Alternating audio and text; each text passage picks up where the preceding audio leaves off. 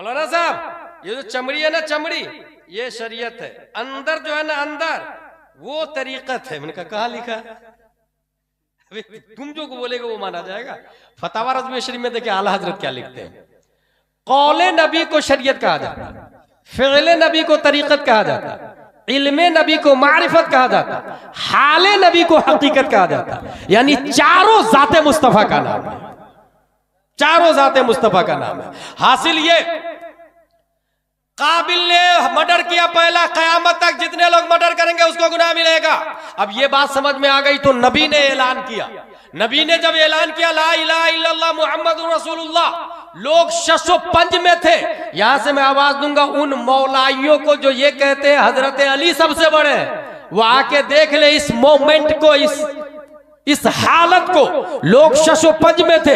अबू जहल ने मुखालफत शुरू कर दी, उतबा ने मुखालफत शुरू कर दी, शीबा ने मुखालफत शुरू कर दी, लोगों ने पत्थरों की बारिश की, नबी के खून भी निकले हैं, लाठी चार्ज हुई है, नबी को मक्का छोड़ना पड़ा है। मगर ऐसे माहौल में ऐलाने मुस्तफा के बाद सबसे पहले सदाकत मुस्तफा का झंडा सबसे ऊंचा मक्के की धरती पर किसी ने लहराया तो वो कोई और नहीं, अबू कहाफा के बेटे हजरत अबू बकर सिद्दीक थे। उमर बाद में ईमान लाए, उस्मान बाद में ईमान लाए। अब कयामत तक जितने लोग नबी पर ईमान लाएंगे सवाब अबू बकर को मिलता रहेगा। हक है बेशक, सुभान अल्लाह सुभान अल्लाह, माशाअल्लाह माशाअल्लाह। अबू बकर को उमर नहीं ओवरटेक कर सके तो आज के आदमी कौन होता है भाई?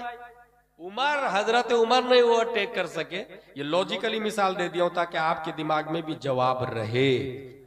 हुजूर सल्लल्लाहु ताला अलैहि वसल्लम के बाद हजरत अबू बकर ने निजाम को संभाला। अच्छा, हजरत अबू बकर की अफजलियत पर एक और बात याद आ रही है मुझे। जो इंसान जहां दफन होता है इसका मतलब वहीं की मिट्टी से वो बना है, क्योंकि कुरान शरीफ में मिन्हा खलकनाकुम व फीहा नुईदुकुम व मिन्हा नुखरिजुकुम, इस आयत के हवाले से अल्लामा अरशदुल कादरी ने एक बात लिखी। लखनऊ में फारसी हुकूमत है, कमिश्नर की बेटी ने कहा मुझे कुरान शरीफ पढ़ाइए। कारी साहब का कुरान शरीफ पढ़ाने के लिए 1 दिन 2 दिन 3 दिन, चंद दिनों के बाद कारी साहब मगरिब की नमाज क़िरात से वहीं पढ़ते थे, बहुत अच्छा कुरान शरीफ पढ़ते थे। क्रिश्चियन की बेटी ने कहा कि मैं कलमा पढ़ना चाहती हूँ, कलमा पढ़ाया। कहा आप अपने नबी की बेटी फातिमा ज़हरा की कोई किताब लाके दीजिए ना। कारी साहब ने दे दिया किताब, वो पढ़ने लगी तो वो आया पेबंद लगी चादर है और हुस्न का ये आलम है कि जिसका आंचल न देखा महो महर ने, उस रिदाए नजाहत पे लाखों सलाम। इबादत और रियाजत का कोई जवाब नहीं। उन्होंने हजरत फातिमा के नक्शे कदम पर नमाज पढ़ना शुरू किया, रोजा रखना शुरू किया। इतना रोजा रखा कि इंतकाल कर गया। इंतकाल से पहले कारी साहब से कहा, कारी साहब मेरा बाप क्रिश्चियन कब्रिस्तान में दफन कर देगा, आप मुझे निकाल के मुसलमान कब्रिस्तान में रख दीजिएगा। कारी साहब रात में गए, चंद लोगों को लेकर के कुदाल फावड़ा लेकर के कब्र को हटाया तो देखा कि 12 बंकी की लाश है उसके अंदर। जल्दी से ढका, गए 12 बंकी, क्योंकि 12 बंकी लखनऊ पास में, वो ताजिर आता जाता था। जब 12 बंकी पहुंचे तो देखा ये कि इसके अंदर कहा 12 बंकी वाले इसके बारे में पूछा, कहा 3 दिन पहले इंतकाल हो चुका। कब्र देखी, खोदे, देखा उसके अंदर अरब की लाश। 12 बंकी वाली कब्र में भी को बच्ची की लाश नहीं, ढक दिया और टेंशन में आके सो गए। बच्ची ख्वाब में आ गई। उस्ताद मोहतरम मायूस क्यों हो रहे हैं आप? चूंकि मुझे हजरत फातिमा से प्यार था, अल्लाह ने रातों रात मेरी लाश को शहर मदीना में मुंतकिल कर दिया। माशाअल्लाह सुभान अल्लाह सुभान। वो मदीना में रह के भी हिंदुस्तान से प्यार करता था। उसकी लाश 12 बंकी में आ गई है। 12 बंकी वाला मुस्लिम होने के बावजूद क्रिश्चियन से प्यार करता था, उसकी लाश क्रिश्चियन कब्रिस्तान में आ गई है। इसका मतलब यह हुआ जो इंसान जहां दफन होता वहीं की मिट्टी से बना है। अब यहां पर यह कहूंगा मैं कि कंदूसा का वो आदमी जो यहां पैदा हुआ है और हज करने गया और वहीं इंतकाल कर गया, मदीने में दफन हो गया, तो वो कहा कि मिट्टी से पैदा हुआ था। कुरान शरीफ में आया हुवल्लज़ी युसव्विरुकुम फिल अरहाम कैफ़ यशा, अल्लाह माँ के पेट में इंसान की मूर्ति बनाता है। जब अल्लाह उसकी माँ के पेट में उसकी तस्वीर बना रहा था तो कंदूसा की मिट्टी नहीं, मदीने की मिट्टी का इस्तेमाल फरमाया था। इसलिए पैदा यहां होता है, दफन वहां होता है। हासिले कलाम यह है कि रुए जमीन में सबसे अफजल वो मिट्टी है जो जिस्म मुस्तफा से मुत्तसिल है, बेशक। जो जिस्म नबी से मुत्तसिल है, वो मिट्टी अर्श आजम से भी अफजल है। जब अर्श आजम से अफजल वो मिट्टी, अच्छा नबी का खमीर भी मिट्टी से तैयार हुआ तो वो मिट्टी और सबसे ज्यादा अफजल वाला, और नबी के बाजू में अबू बकर दफन है। इसका मतलब नबी के बाजू वाली मिट्टी से अबू बकर सिद्दीक पैदा हुए हैं। हक है, बेशक। अबू बकर सिद्दीक पैदा हुए, यही इस बात की दलील है रूए जमीन पर नबी के बाद अबू बकर से अफजल कोई हो ही नहीं सकता। हक है, बेशक। सुभान अल्लाह। ये एतिकादी इस्लाहात है, इस्लाह मुआशरा नजरियाती एतबार से।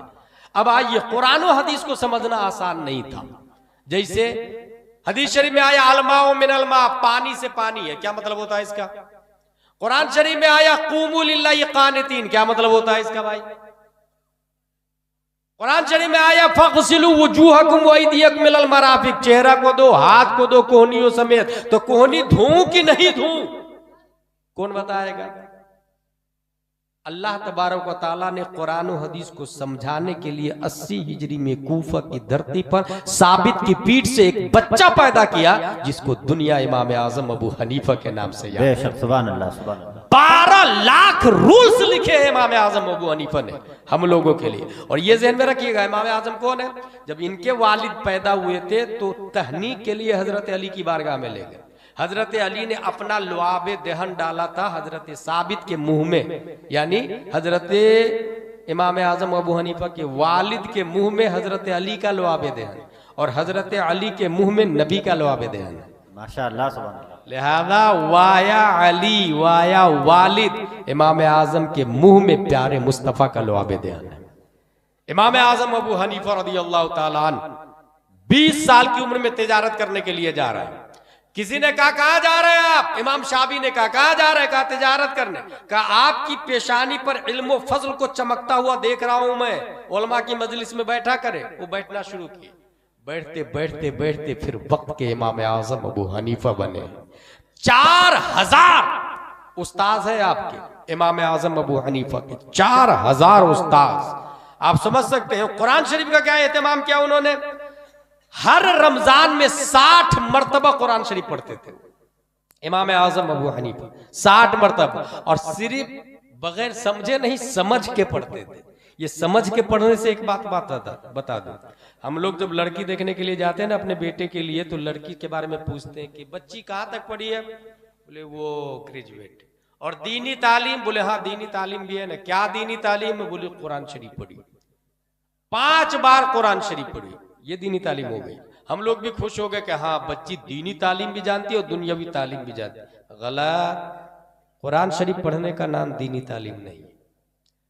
Reading Holi Quran that is not Islamic education, understanding Holi Quran that is true Islamic education. Quran पढ़ने का नाम दीनी तालीम नहीं, समझने का नाम दीनी तालीम है। इसलिए कुरान शरीफ पढ़ने से ज्यादा उसके मीनिंग पे तवज्जो दे। मैं माँ और बहनों से कहूंगा और भाइयों से भी कहूंगा, जो रमजान में कुरान शरीफ पढ़ते हैं ना, वो कन्जुल ईमान के साथ में पढ़ा करें, हर आयत के माना के साथ में। इसकी वजह बता दूं, यहीं से ये भी सुने। हाँ, किसी का इंतकाल हुआ मुफ्ती साहब मदरसे में, हजरत मेरी माँ का इंतकाल हो चुका, 10 बच्चे को भेज दीजिए तो जरा कुरान शरीफ पढ़ेंगे। 10 बच्चे आए, एक बच्चे ने 3 पारे पढ़े, एक कुरान शरीफ खत्म हो गया 1 घंटे में। अल्लाह एक कुरान का सवाब मेरी माँ की रूह को पेश करता हूँ, कबूल फरमा बहक़ ला इलाहा इल्लल्लाह मुहम्मदुर रसूलुल्लाह। A question arise in our mind, ये जो ये कुरान का सवाब है ये आपको थोड़ी मिला, ये तो उसको मिला जिसने पढ़ा, उसने भीख में आपको दिया है, चंदे में आपको दिया है सवाब, डोनेशन किया है उसने। क्योंकि जो पढ़ता है उसको मिलता है ना सवाब भाई साहब। उसने आपको डोनेट किया, आपको मिला, आपको भी मिला, मगर डायरेक्ट नहीं मिला, आपकी कमाई नहीं है वो तो उसने पढ़ा उसको सवाब मिला, उसने आपको डोनेट किया तो आपको मिला, एक कुरान शरीफ का सवाब मिला। अब मैं नया तरीका बताता हूं जो कुरान और हदीस की रोशनी में। आप 10 बच्चे को मत बुलाए, आप मदरसे से मुफ्ती साहब को बुलाए, आलिम साहब को बुलाए। आलिम साहब से कहिएगा कि आप मेरे घर में आए, अकेले, घर में पर्दा लगा, पर्दे के पीछे माँ और बहनें रहेगी, पर्दे के बाहर भाई बाप रहेंगे, और उनको कहे कि सिर्फ एक आयत की तफसीर समझाइए मुझे, अल्हम्दुलिल्लाहि रब्बिल आलमीन। इस एक आयत, पूरी सूरह फातिहा नहीं, सिर्फ एक आयत की तफसीर समझाए, आधा घंटा, पौन घंटा, 1 घंटा में लगेगा, पूरी तफसीर समझा के वो रख देंगे आपके सामने। अब एक आयत की तफसीर समझ ली आपने तो तफसीर नईमी में लिखा हुआ है, जिसने एक आयत की तफसीर समझ ली तो अल्लाह 10 कुरान का सवाब देता है उसको। माशाअल्लाह सुभान अल्लाह। अब हाथ उठा के दुआ करे, ए अल्लाह मेरी माँ को 10 कुरान का सवाब पेश करता हूं तो कबूल फरमा ले। इस सूरत में 10 बच्चों को बुलाया, 1 कुरान का सवाब, 1 आलिम साहब को बुलाया तो 10 कुरान का सवाब। इस सूरत में 2 बड़े फायदे होंगे। पहला फायदा, कब्रिस्तान से अजाब स्पीड से खत्म होगा, क्योंकि 1 कुरान नहीं 10 कुरान का सवाब जा रहा है। दूसरा फायदा, आबादी से जहालत स्पीड से खत्म होगी, क्योंकि आधा पौन घंटे में आलिम साहब ने एक आयत की तफसीर समझा दी आपको। और मैं दावे के साथ कह रहा हूं, जिस घर में आलिम साहब महीने में 1 बार आके दीन की तालीम देते हैं, उस घर की बच्ची कभी काफिर के साथ भाग के शादी नहीं करती है, कभी वो मुर्तद नहीं होती है, कभी वो मुशरिक नहीं बनती है, कभी वो कुफ्र और शिर्क के साथ बॉयफ्रेंड बना करके राह फरार इख्तियार नहीं करती है। ये उन घरों की बच्चियां भाग रही है जो अपने आप को ग्रेजुएट समझते हैं, मगर दीन से कोसों दूर, उलमा से कोसों दूर, अनवार शरीयत, कानून शरीयत से 10 किलोमीटर दूर। नहीं, आई कैन अंडरस्टैंड हुरी कुरान, आई कैन अंडरस्टैंड अनवार शरीयत इन इंग्लिश लैंग्वेज, वो समझते मैं पढ़ा लिखा हूं। भाई साहब, 10 बाई 15 का कमरा कौन बनाएगा? कितने mm का सरिया लगेगा कौन बताएगा? मुफ्ती साहब की बात मोतबर है? नहीं। टेक्सटाइल इंजीनियर की नहीं, MBBS की 0, सिविल इंजीनियर की बात मोतबर होगी इसमें। वरना अगर किसी और से मसला पूछेंगे तो 18 mm के सरिया की जगह 6 mm का सरिया लगेगा, 10 मंजिला मकान 10 दिन के अंदर जमी बोस हो जाएगी। दीन के डॉक्टर उलमा है, दीन के डॉक्टर उलमा है। इस वजह से उलमाए किराम जो बताएंगे वही राइट होगा, वही ट्रू होगा, वही फैक्ट होगा। तो शादी में एक तो इस बात को जहन में रखें कि अरबी के साथ साथ में उर्दू तालीम का होना लाजिम और जरूरी है। एक और बात बता दूं, हम ये करते हैं कि शादी में, शादी करने के लिए फला साहब को फोन लगाया, मेरी बच्ची वेल सेटल है, मेरा घर आप तो जानते ही, तो जरा वेल सेटल लड़का देखिएगा। ये वेल सेटल से क्या मुराद है? कुछ इतने नालायक लोग हैं जो ये कहते हैं कि मैं गवर्नमेंट सर्वेंट हूं तो मेरी बीवी भी गवर्नमेंट सर्वेंट होना चाहिए। ला हौला वला कुव्वता इल्ला बिल्लाहिल अलील अज़ीम। भाई, जिस वक्त आपने निकाह पढ़ा था, जानते हैं आप क्या कहते हैं? 7,786 दैन महर, सिक्का ये राइजुल वक्त, अलावा नानो नफका के मैंने कबूल किया। इमाम साहब पढ़ाते हैं, क्या आपने कबूल किया? हाँ मैंने कबूल किया। कबूल है, एक ही बार बोला कबूल है, निकाह हो जाता है, दूसरी बार की जरूरत नहीं पड़ती। वो तो ताकीदन है, तासीसन थोड़ी है। हमारे उलमा फरमाते एक बार कहा कबूल है, निकाह हो गया। अब पढ़ा क्या था आपने निकाह में? अलावा नानो नफका की। ये नानो नफका का मतलब क्या है? नानो नफका मतलब यह है कुर्ती सलवार, कपड़े, पानी, खाना पीना, मकान, ये सब मर्द के जिम्मे है। जब नानो नफका, रोटी चावल सब कुछ मर्द के जिम्मे है, तो कमाऊ बीवी तलाश करने वाला वो मर्द है या ना मर्द है भाई? और निकाह में सच बोल रहा या झूठ बोल रहा हूं? जो लोग ये 5 लाख रुपए की डिमांड करते हैं और निकाह में ये करते हैं, कहते हैं कि अलावा नानो नफका के मैंने कबूल किया, तो झूठ बोल रहा वो निकाह में, कमेंटमेंट गलत कर रहा हूं। बोल रहा नानो नफका मेरे जिम्मे और 5 लाख बीवी के घर से लेकर के आया, तो 5 साल की कमाई तो बीवी की खाया। फिर अर्रिजालु क़व्वामूना अलन निसा कहां हुआ? अन्निसा व क़व्वामा अलन रिजाल हो जाता, निजाम दरम बरम हो जाता। ये हकीकत बता रहा हूं मैं। इसलिए कानून ये है कि मर्द आंधी तूफान खून पसीना से सामना करेगा, औरत घर की जीनत बन के रहेगी। हजरत डॉक्टर इकबाल ने कहा, अगर पंदे जदुर्वेशे पजीरी, हजार उम्मत बमीरत तू नमीरी, बतूली बाश व पिन्हा शो अजी असर के दर आगोश शब्बीर बगीरी। अगर किसी दुर्वेश की बात मानना चाहती है ख्वातीन इस्लाम, तो इस बात को माने, और मान लेगी तो दुनिया के सब लोग मरते हैं, वो खातून कभी नहीं मरेगी। और वो बात यह है कि वो दुनिया से पोशीदा हो जाए, अपने घर के अंदर रहे, ताकि उसकी आगोश में वक्त का शब्बीरो शब्बर पैदा हो। हक है बेशक। सुभान अल्लाह माशाअल्लाह। 40 साल की उम्र शरीफ में, यहीं से 40 साल तक कोई इख्तलाफ नहीं था। एक बुनियादी लॉजिक, 40 साल तक अबू जहल उतबा शीबा कोई इख्तलाफ नहीं, 40 साल तक। जब नबी ने कहा ला इलाहा इल्लल्लाह मुहम्मदुर रसूलुल्लाह, तब इख्तलाफ शुरू हुआ है। अब यहां से एक बात समझ में आती है जो मैं बताना चाह रहा हूं, वो सुने।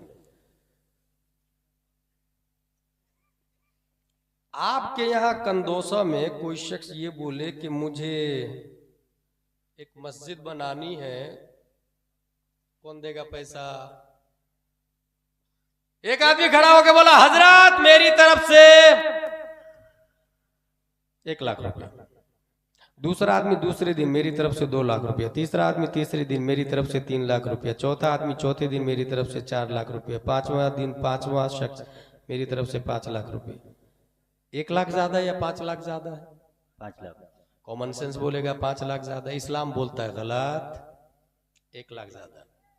क्योंकि अद्दाल अलल खैर कफाइलिही, रास्ता बताने वाला चलने वाले की तरह है। लोग सोच रहे थे ये मौलाना साहब खाएंगे या बनाएंगे, रखेंगे या ले जाएंगे, बीवी बच्चों पे इन्वेस्ट करेंगे या मस्जिद में इन्वेस्ट करेंगे। कंफ्यूज्ड पंज में पब्लिक थी।